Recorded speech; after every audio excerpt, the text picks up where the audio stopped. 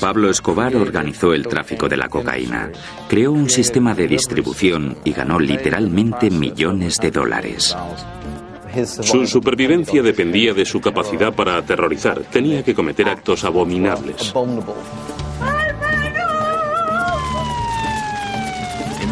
Básicamente, él le declaró la guerra a Colombia y Colombia le declaró la guerra a él. Era vengativo y rencoroso. Nunca olvidaba un desaire.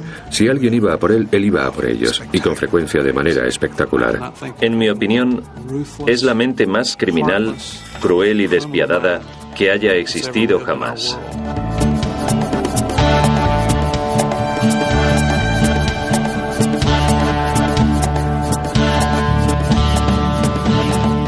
Pablo Escobar.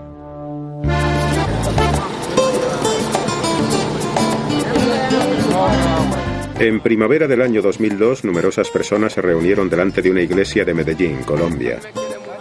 Estaban allí para saludar a Hermilda Escobar, la madre del más famoso capo de las drogas del mundo, cuando llegara a misa.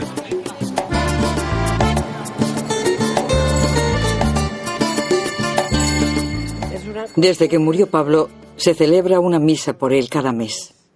Al mismo tiempo, ayudamos a los pobres para que puedan tomar el desayuno. Hermilda Escobar lo considera un tributo adecuado a su hijo Pablo, un hombre al que aún se reverencia como a un héroe en Medellín. En el resto del mundo, Pablo Escobar es conocido como uno de los criminales más peligrosos de la historia. El primer cabecilla del narcotráfico, un pionero cuyo legado de violencia y corrupción sigue vivo una década después de su muerte. Le caracterizó su salvajismo absoluto. Pero el tipo de terrorismo de Escobar no era nuevo en Colombia. Comenzó mucho antes incluso de que él naciera. A finales de la década de los años 40, Colombia se vio destrozada por una guerra civil entre el Partido Conservador en el poder y su oposición liberal. De la violencia surgió un grupo de proscritos conocidos como los bandidos, que solo eran leales a sí mismos. Provenían de áreas rurales pobres y sembraron el miedo en los corazones de los poderosos. Para el hombre común, eran héroes. La gente de Colombia, bien oprimida por el gobierno o atormentada por los revolucionarios o por los paramilitares, recurrieron de forma natural a los bandidos. Estos hombres se convirtieron en la inspiración del joven Pablo Emilio Escobar Gaviria. Pablo, hijo de Abel de Jesús y Hermilda Escobar, nació el 1 de diciembre de 1949. Fue el tercero de sus 7 hijos. La familia vivía en la comunidad campesina de Río Negro, a 37 kilómetros de la ciudad de Medellín. Su padre era granjero y su madre maestra. Ella provenía de la baja burguesía, pero estaba educada. Había luchado por su educación y estaba decidida a enseñar a otros. Mi padre era ganadero en Río Negro, donde poseía animales. Cada día él y sus empleados se levantaban a las 4 de la mañana y ordeñaban a las vacas para obtener queso, mantequilla y leche que mandaban a la aldea. Abel y Hermilda se casaron el 4 de marzo de 1946. Pablo nació 3 años después e inmediatamente se convirtió en el centro de atención. Lloraba todo el rato. Estaba muy mimado. Era muy mono cuando era pequeño. Todo el mundo quería tenerlo en brazos. Cuando Pablo comenzó a ir al colegio, su madre se había convertido en el principal sostén y cabeza de familia. Enseñó a sus hijos el valor de la educación y de la caridad. Fue una buena madre, una madre clásica. Pablo y sus hermanos y hermanas la querían mucho más que a su padre, Abel. Ambos padres nos dieron buenos consejos, nos enseñaron a trabajar duro y, lo que es más importante, nos enseñaron a ser fieles a nuestra palabra. Más tarde solía afirmar que había crecido pobre en Colombia. No fue así. En realidad pertenecía a la clase media, incluso a la clase media alta.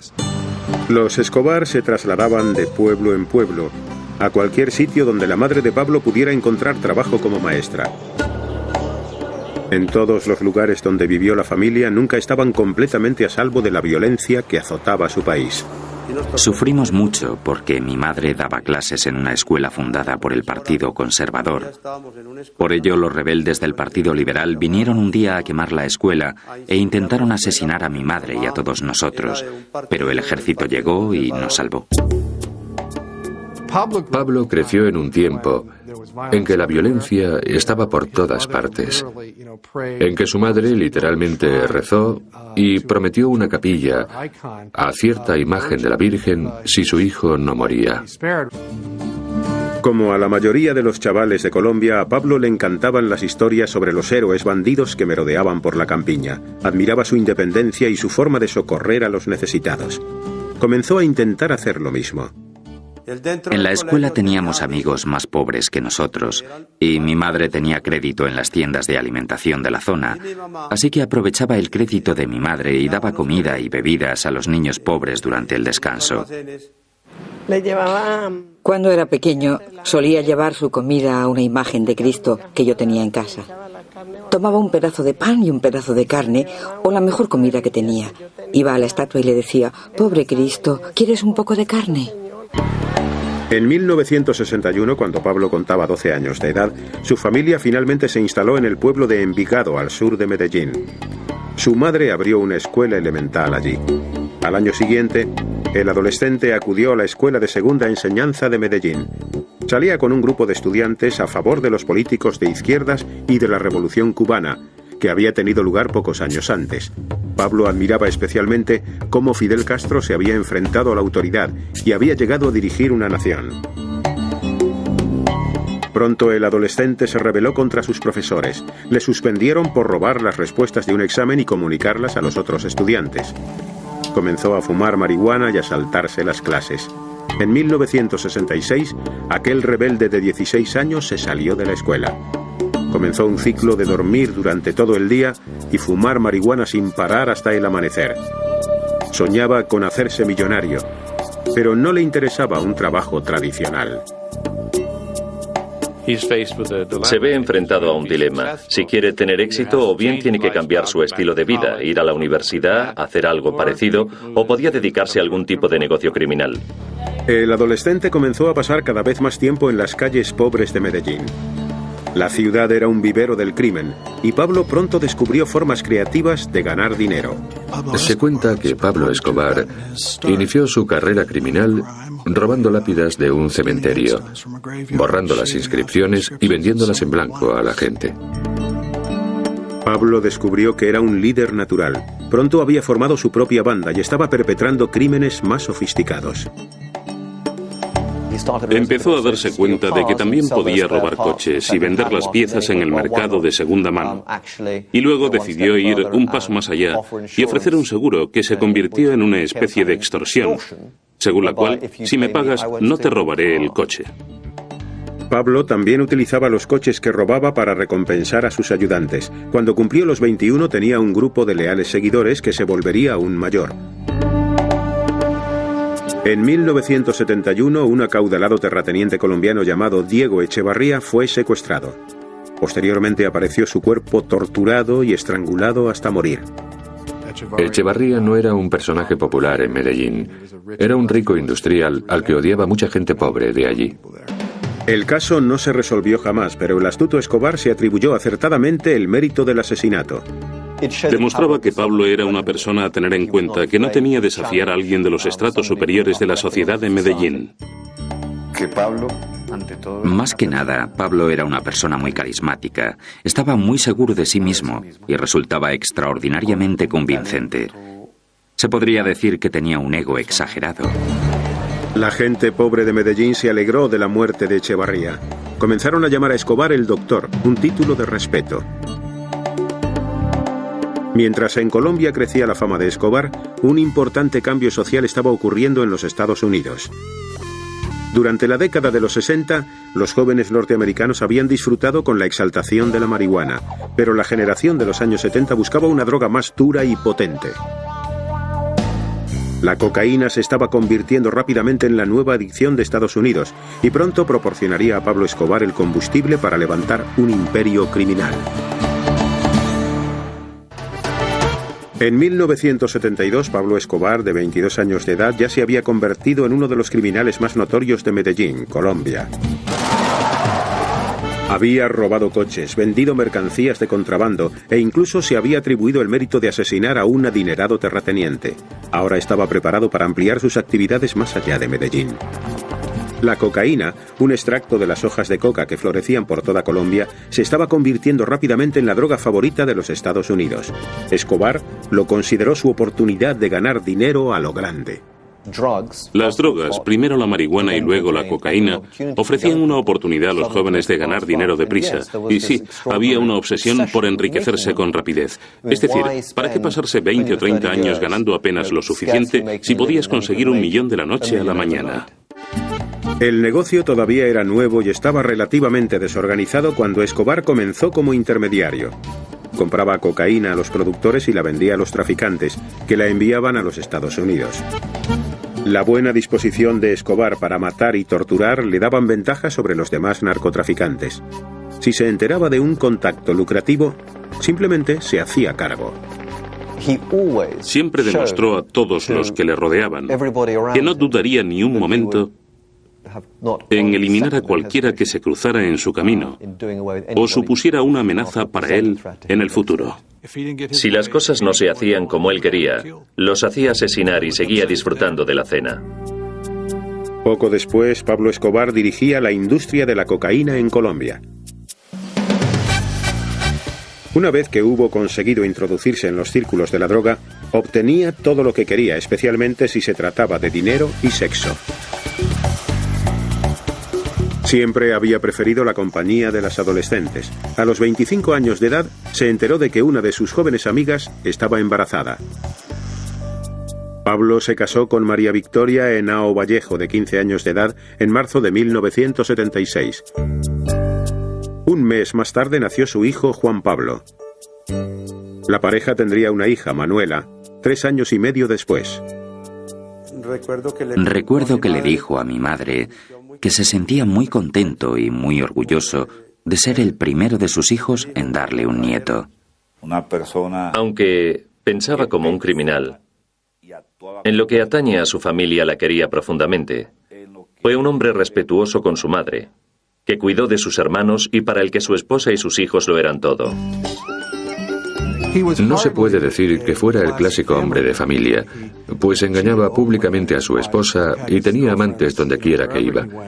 Pero al mismo tiempo se veía a sí mismo como una especie de patriarca y padre amante, y realmente quería a su esposa y a los niños. El negocio de narcotráfico de Escobar creció tan deprisa en Sudamérica que pronto comenzó a enviar él mismo las drogas a los Estados Unidos. Uno de sus socios, Carlos Leder, ideó un innovador sistema de contrabando. Se le ocurrió la idea de organizar una red de transporte para la cocaína y montó una parada de transbordo con servicio completo en un diminuto cayo de las Islas Bahamas. Construyó pistas de aterrizaje, posibilidades para repostar, un hotel, todas las comodidades. Pablo se aseguró de que ningún narcotraficante sacara cocaína de Colombia sin su permiso. Cobraba una comisión del 35% por cada envío y garantizaba su llegada. Con aún más dinero a su disposición, construyó sus propios laboratorios de procesamiento de la cocaína.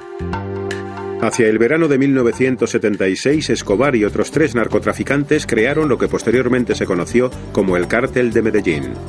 El cártel de Medellín poseía la infraestructura en un tiempo en que nadie más la tenía. Si querías mover cocaína necesitabas los aviones, necesitabas la red de distribución. Tenía el negocio completamente montado desde la jungla hasta la esquina de una calle en los Estados Unidos. Pablo, de 29 años de edad, era el líder indiscutible del grupo. Sobornaba a jueces, políticos y policías para que su negocio siguiera funcionando como una seda. Empleaba la intimidación y la violencia siempre que era necesario y vivía según el lema plata o plomo. O coges el dinero o mueres. Y en prácticamente todos los casos entre plata o plomo, la gente coge la plata. Es algo natural para la naturaleza humana.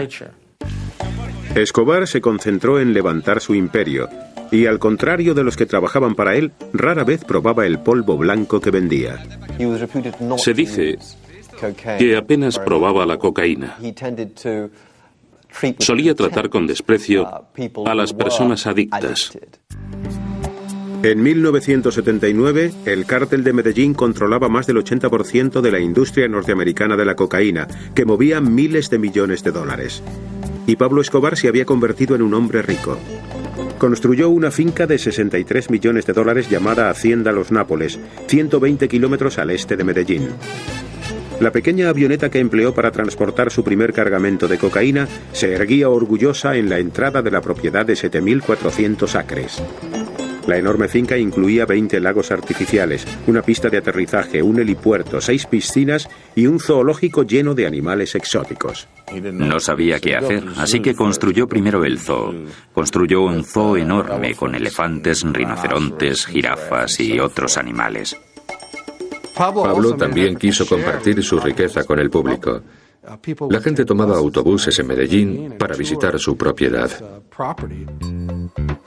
Según iba creciendo su reputación de criminal, Escobar comenzó a compararse con otros forajidos legendarios. Compró un sedán cosido a balazos de los años 30, afirmando que había pertenecido a Bonnie and Clyde. A veces incluso se disfrazaba de su héroe, el revolucionario mexicano Pancho Villa. A Pablo le parecía muy atractiva esa imagen de rebelde latino capaz de asestar un golpe a los norteamericanos. Detrás de las puertas cerradas de su exótica hacienda, el narcotraficante celebraba fiestas salvajes, en las que satisfacía su deseo de menores. Escobar y sus secuaces recogían a colegialas en las calles de Envigado, a la salida de los colegios, y las invitaban a que volvieran. Y si posteriormente esas niñas resultaban problemáticas en algún sentido, quizá por quejarse a la policía o a los padres, o si se creía que habían visto demasiado, las liquidaban sin más ceremonias. Las invitaciones de él. Sus invitaciones estaban bastante solicitadas entre la élite de la sociedad colombiana. Se consideraba a Pablo el mejor anfitrión de Latinoamérica. Sus fiestas eran literalmente orgías con las mujeres más bellas y las mejores bebidas. Había para todos los gustos, legales o ilegales. Había drogas, había chicas muy jóvenes. Había competiciones y juegos sexuales muy extraños, juegos eróticos. A veces Escobar ordenaba a las chicas que se desnudaran y treparan a un árbol mientras sus huéspedes miraban. U organizaba una carrera. La chica que la ganaba se llevaba un coche nuevo a casa. María, la mujer de Pablo, sabía de sus fiestas sexuales, pero estaba dispuesta a mirar hacia otro lado para seguir casada con uno de los hombres más ricos de Colombia. Además, Pablo era un padre muy afectuoso. Cuando Manuela tenía 2 años, su guardaespaldas se ofreció a llevar a la niña, a cambiarla, a ayudar con esas tareas diarias, y Pablo insistió que en ningún caso, porque el día que ya no pudiera ocuparse de su hija, dejaría de ser Pablo Escobar. Escobar quería que se le considerara un gran hombre. Regaló millones para ayudar a los pobres. Construyó carreteras, canchas de fútbol e incluso una urbanización llamada Barrio Pablo Escobar. A Pablo le dolía mucho ver sufrir a la gente. Creía que todos aquellos pobres debían vivir dignamente y tener sus propias escuelas e iglesias. Quería que tuvieran una vida decente. Escobar quería ser Robin Hood en realidad. Quería que la gente le siguiera. Quería convertirse en un héroe para la clase trabajadora, para los campesinos. Para promocionar aún más su imagen, en 1982 se presentó candidato al Congreso. Básicamente había conseguido todo el poder posible en el mundo del crimen y comenzó a buscar formas de legitimar su industria y también de aumentar y elevar su propio poder personal. Con 32 años fue elegido congresista sustituto, lo que significaba que podía acudir durante la ausencia de un miembro. Para Escobar, su elección demostró que el pueblo le amaba. Realmente, él no se veía muy distinto de tantos otros políticos, pues muchos de los políticos estaban en su nómina o aceptaban su dinero. Y él no se consideraba peor que muchos de ellos. Se consideraba un gran hombre y su dinero le permitía hacer realidad sus fantasías exóticas y excéntricas de animales salvajes y chicas jóvenes, tal y como lo hacía. Ahora intentaba hacer realidad la fantasía de convertirse en presidente de Colombia. Escobar pronto descubriría que su popularidad no llegaba hasta la capital, la ciudad de Bogotá.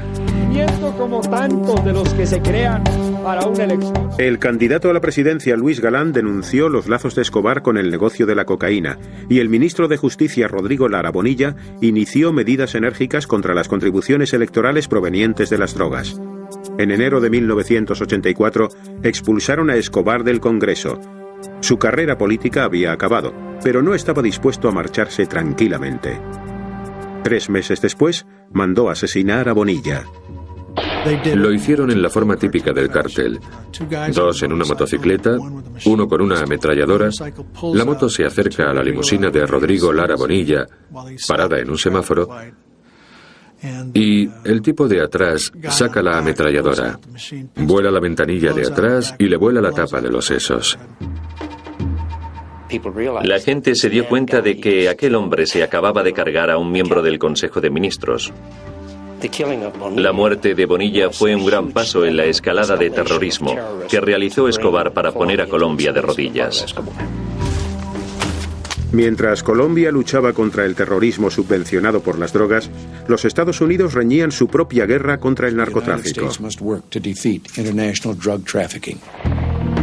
Pronto Escobar se enfrentaría a una nueva amenaza y respondería con una oleada brutal de terror.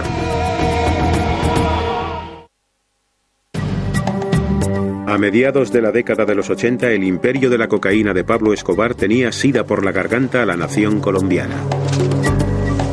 3.700 kilómetros al norte, el presidente de los Estados Unidos había declarado una guerra a las drogas, que había convertido en una pieza clave de su administración. Los Estados Unidos presionaban cada vez más a la policía colombiana, al ejército colombiano, al gobierno colombiano y al sistema legal colombiano para que acabaran con las drogas. El gobierno de Colombia accedió a permitir que los Estados Unidos extraditaran a traficantes colombianos que enviaban drogas a Norteamérica. En Colombia, incluso aunque los hubieran detenido y condenado, habrían salido rápidamente. Y no solo eso, también hubieran podido dirigir sus organizaciones mientras estaban en prisión. Sabían que no podrían comprar su camino a la victoria o a la libertad en los Estados Unidos, y que si los arrastraban ante un jurado norteamericano, los juzgarían y condenarían y los meterían en una auténtica cárcel, y eso acabaría con su negocio. Tenían una máxima que rezaba: mejor una tumba en Colombia que una celda en los Estados Unidos. En noviembre de 1985, Escobar y otros traficantes de drogas unieron fuerzas para demostrar al gobierno que no se iban a dejar intimidar. Escobar alistó a un grupo de guerrilleros de izquierdas para atacar a la sede del Tribunal Supremo de Colombia, el Palacio de Justicia. Los guerrilleros, armados con ametralladoras, cohetes y granadas, asaltaron el edificio y atacaron a los miembros del Tribunal Supremo. El ejército colombiano respondió con andanadas de ametralladora, tanques y tropas de asalto. Durante el asedio de días de duración murieron 97 personas, incluyendo 11 de los 24 magistrados del Tribunal Supremo. El ataque al Palacio de Justicia constituyó otro hito en la historia de Colombia. El impacto fue a largo plazo. Aterrorizó al Poder Judicial. Eliminó del corazón de la judicatura a toda una serie de magistrados que eran hombres buenos, valientes y morales. Los guerrilleros también destruyeron los documentos de extradición. Vendieron al pueblo de Colombia la idea de que el terrorismo estaba causado por la extradición. Al año siguiente, el Tribunal Supremo de Colombia invalidó el tratado que permitía la extradición. Pero pocos días después fue restablecido por el nuevo presidente de Colombia, Virgilio Barco. Pablo Escobar temía de nuevo que le enviaran a los Estados Unidos. Construyó casas seguras por toda Colombia y consiguió mantenerse un paso por delante de la ley gracias a los soplos de agentes del gobierno en su nómina y de sus leales seguidores campesinos. Alertaban a Escobar tan pronto como veían un helicóptero. En cuanto veían un camión de la policía que se aproximara a la zona, dándole tiempo de sobra para evitar la detención. Recuerdo una vez que había 2 helicópteros volando sobre el edificio buscándole. Mientras que cualquier otra persona habría salido corriendo del edificio presa del pánico, Pablo no salió hasta que se peinó y se afeitó.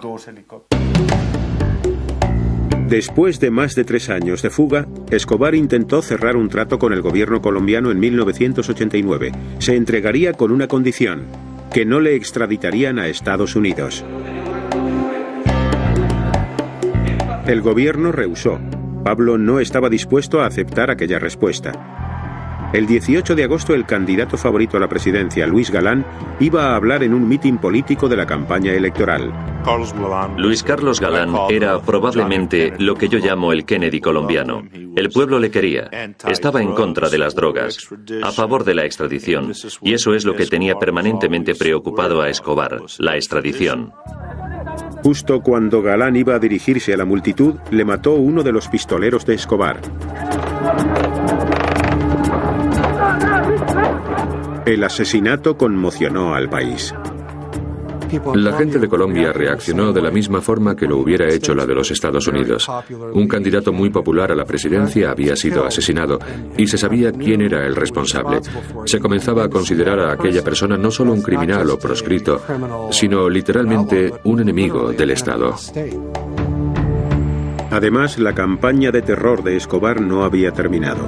3 meses después, el 27 de noviembre, hizo introducir una bomba clandestinamente en un avión de pasajeros de Avianca. El sucesor de Luis Galán, el candidato a la presidencia César Gaviria, debía viajar en ese vuelo.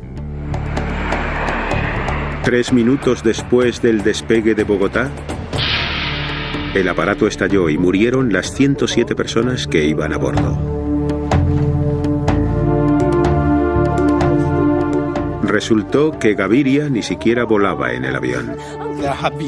Se habían cometido tantos actos de terrorismo que se trataba tan solo de una más de aquellas muchas cosas que ocurrían y que no tenían explicación, porque en la mayoría de los casos no decían fuimos nosotros, simplemente lo hacían. Puede que Pablo fuera un monstruo en muchos aspectos, pero no era estúpido y no estaba loco. Tenía muy bien pensado lo que hacía. Para Pablo Escobar, su supervivencia dependía de su capacidad de aterrorizar. Y para aterrorizar, tenía que cometer actos abominables. Se volvió cada vez más inmune a cualquier sentido del valor de la vida humana. A finales de la década, Pablo Escobar había originado una epidemia de violencia que estaba arrasando Colombia. Tan solo en Medellín había más de 200 asesinatos cada fin de semana.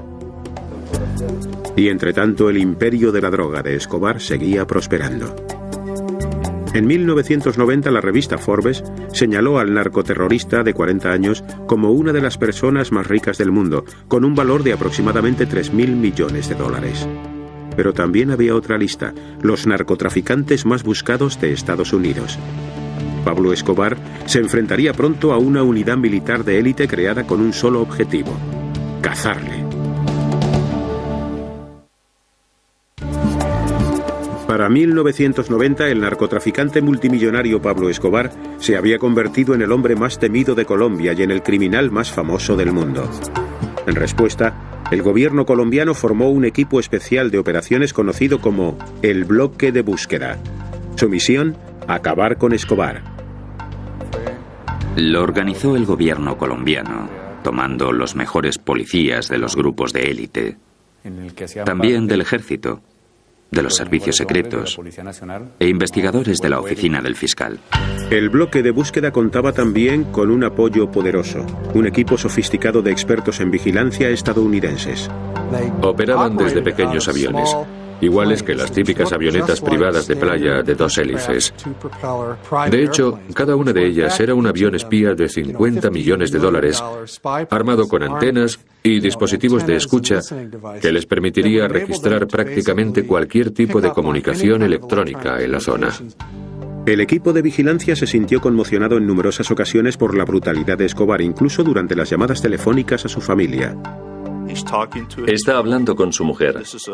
El teléfono está interceptado y le está diciendo cuánto la ama. Por detrás se oye clamar a alguien y él intenta tapar el auricular, pero no lo hace muy bien y le grita a la gente: tapadle la boca. Y luego sigue hablando con su mujer, diciéndole cuánto la echa de menos y cuánto la ama. Escobar nunca permanecía mucho tiempo en un lugar, pero cuando la policía colombiana y el bloque de búsqueda mataron a algunos de sus socios, el capo del narcotráfico se dio cuenta de que no podría huir para siempre, así que ideó un plan. 3 semanas después de que el nuevo presidente César Gaviria entrara en funciones, en agosto de 1990, los sicarios de Escobar raptaron a miembros de algunas de las familias más ricas de Colombia. Pablo esperaba que las familias presionaran al gobierno para que acabara con la extradición y poder evitar así que le enviaran a los Estados Unidos a ser juzgado. Cuando raptó a los retoños de aquellas familias y amenazó con matarlos, algunos de los miembros más prominentes de las familias, que habían sido ellos mismos antiguos presidentes y antiguos jefes del país, ejercieron presión sobre el gobierno para conseguir que sus familiares fueran liberados ilesos. La maniobra de Escobar funcionó. Para detener los secuestros, el gobierno prohibió la extradición. Desaparecida la amenaza de que le enviaran a los Estados Unidos, Escobar se rindió el 19 de junio de 1991.